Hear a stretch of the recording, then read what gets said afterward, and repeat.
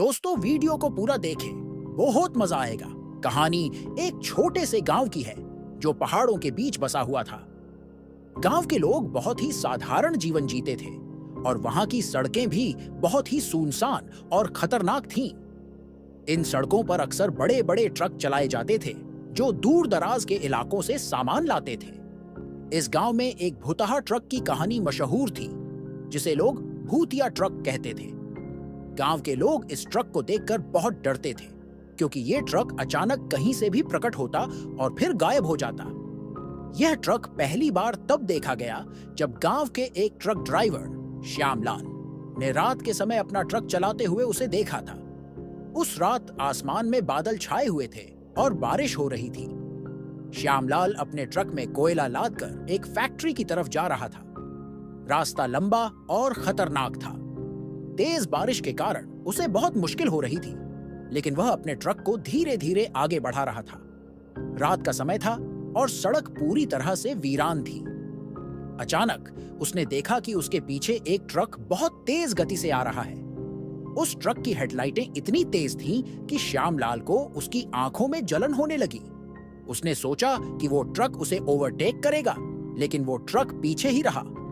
श्यामलाल ने अपने ट्रक की गति थोड़ी धीमी कर दी ताकि दूसरा ट्रक ओवरटेक कर सके, लेकिन वो ट्रक अब भी उसकी ही तरह धीमी गति से चल रहा था। श्यामलाल को कुछ अजीब लगा।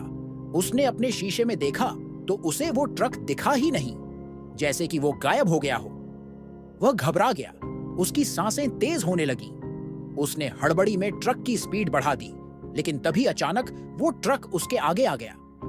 श्यामलाल ने अपनी आंखों पर यकीन नहीं किया। वो ट्रक काले रंग का था। उसकी खिड़कियों में से धुआं निकल रहा था और उसके पिछले हिस्से पर खून के धब्बे थे। जैसे ही उसने ट्रक को पास से देखा, उसके शरीर में ठंडक दौड़ गई। ट्रक का ड्राइवर उसे नहीं दिख रहा था और ट्रक बिना किसी ड्राइवर के चल रहा था। श्यामलाल के हाथ कांपने लगे। उसने ब्रेक मारने की कोशिश की, लेकिन ब्रेक काम नहीं कर रहे थे। ट्रक जैसे जैसे आगे बढ़ रहा था, उसके चारों ओर धुंधलापन बढ़ने लगा। रास्ता अब उसे बिल्कुल भी साफ नहीं दिख रहा था। उसके ट्रक की हेडलाइट्स भी फेल हो गईं। उसके बाद अचानक से वो भूतिया ट्रक फिर से गायब हो गया। श्यामलाल ने चैन की सांस ली, लेकिन तभी उसके ट्रक के इंजन से एक अजीब सी आवाज आने लगी। उसने ट्रक को रोका और बाहर निकला, लेकिन जब उसने ट्रक के बोनट को खोलकर देखा तो उसकी आंखें फटी की फटी रह गईं। ट्रक का इंजन पूरी तरह से पिघल चुका था, जैसे किसी ने उसे आग में जलाकर राख कर दिया हो। वह बहुत डर गया और उसने वहीं से वापस गांव की ओर भागने का फैसला किया। जैसे ही वो अपने ट्रक में बैठने गया, अचानक से उसके चारों ओर अजीब सी सिसकियों की आवाजें आने लगीं। उसने इधर उधर देखा, लेकिन उसे कोई दिखाई नहीं दिया। उसे ऐसा महसूस हो रहा था कि कोई उसके बेहद करीब खड़ा है। उसकी धड़कनें तेज हो गईं और वो ट्रक में बैठने की हिम्मत नहीं कर पा रहा था। तभी अचानक उसे अपने कान के पास किसी के फुसफुसाने की आवाज आई, तुम भी अब हमारे साथ हो। उसकी आंखों में डर साफ झलक रहा था।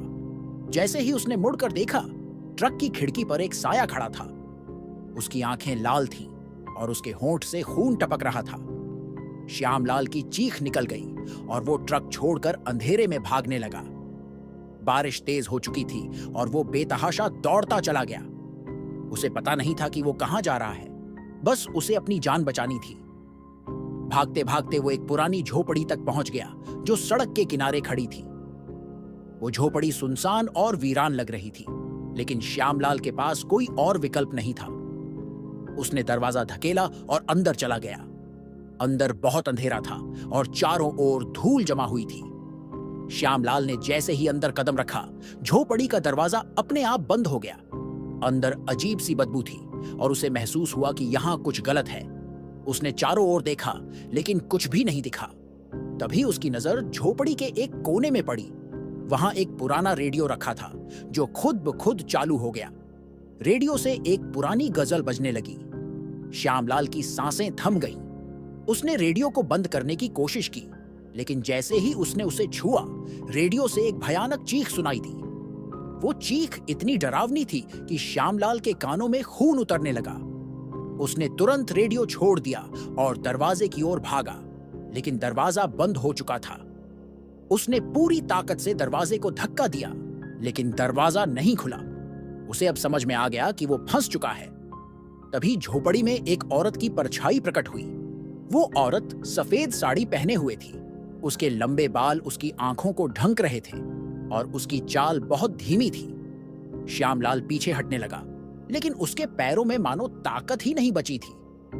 वह औरत धीरे धीरे उसके करीब आने लगी। उसकी सांसों की आवाज साफ सुनाई दे रही थी। श्यामलाल के मुंह से आवाज नहीं निकल रही थी। वो चुपचाप देख रहा था कि अब क्या होगा। वो औरत उसके करीब आई और उसकी आंखों में झांकते हुए बोली, तुमने हमें क्यों परेशान किया? श्यामलाल कुछ बोल नहीं पाया। उस औरत ने अपना हाथ उसकी तरफ बढ़ाया और उसकी गर्दन को पकड़ लिया।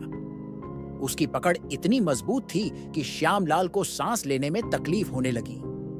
उसकी आंखों के सामने अंधेरा छाने लगा और वो बेहोश हो गया। जब श्यामलाल को होश आया तो वो अस्पताल के बिस्तर पर था। उसके आसपास गांव के लोग खड़े थे। उसे कुछ याद नहीं आ रहा था कि वो वहां कैसे पहुंचा। गांव वालों ने बताया कि उसे जंगल में बेसुध पाया गया था और उसका ट्रक कहीं नहीं मिला। श्यामलाल ने उन्हें भूतिया ट्रक और उस औरत के बारे में बताया, लेकिन गांव वाले उसकी बातों पर यकीन नहीं कर रहे थे। उन्होंने इसे उसका वहम मान लिया, लेकिन श्यामलाल जानता था कि उसने जो देखा था वो सच था। वो भूतिया ट्रक और वो औरत असल में थे। इसके बाद श्यामलाल ने कभी रात में ट्रक नहीं चलाया और वह गांव छोड़कर कहीं और बस गया। लेकिन गांव में अभी भी लोग उस भूतिया ट्रक को देखते हैं जो अचानक प्रकट होता है और फिर गायब हो जाता है। लोग कहते हैं कि जो भी उस ट्रक के पीछे पड़ता है वो कभी वापस नहीं आता। श्यामलाल के गांव छोड़ने के बाद भी उस भूतिया ट्रक की कहानियां खत्म नहीं हुई।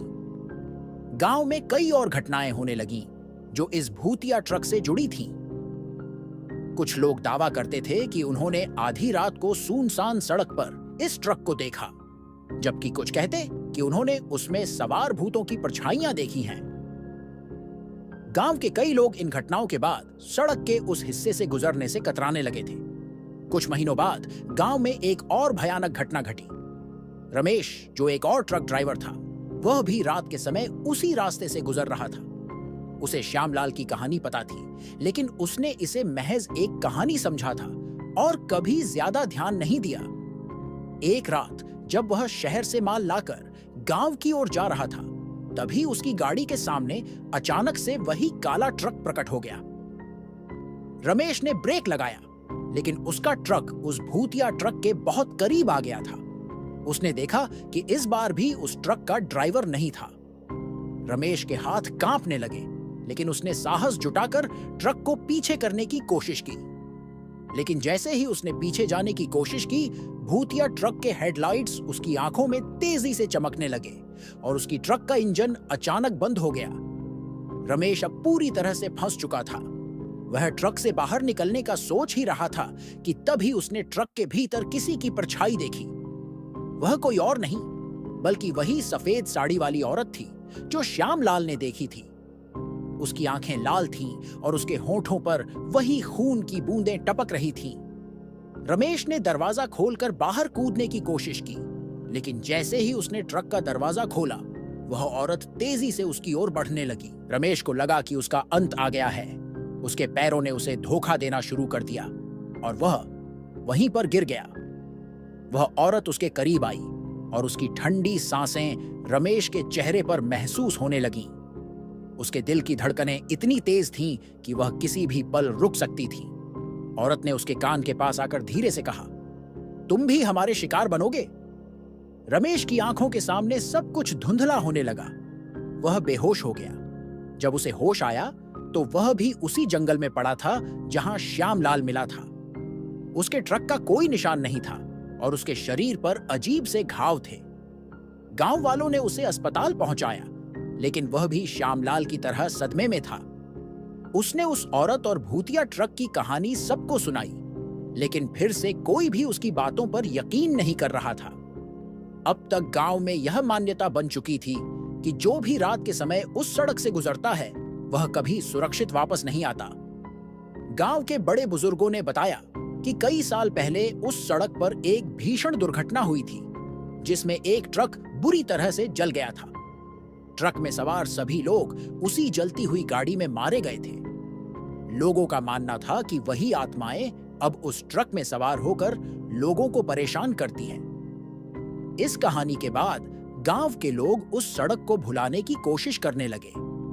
उन्होंने एक नए रास्ते का निर्माण शुरू कर दिया ताकि वे भूतिया ट्रक से बच सके। लेकिन कुछ लोगों का कहना था कि वह ट्रक अब भी कभी-कभी रात के अंधेरे में दिखाई देता है। वह ट्रक न जाने किसके लिए मौत का संदेशवाहक है और कौन उसका अगला शिकार बनेगा।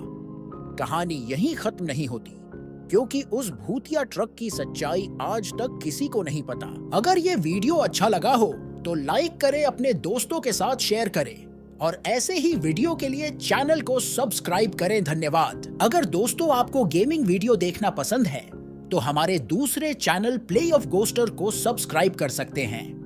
लिंक डिस्क्रिप्शन में है।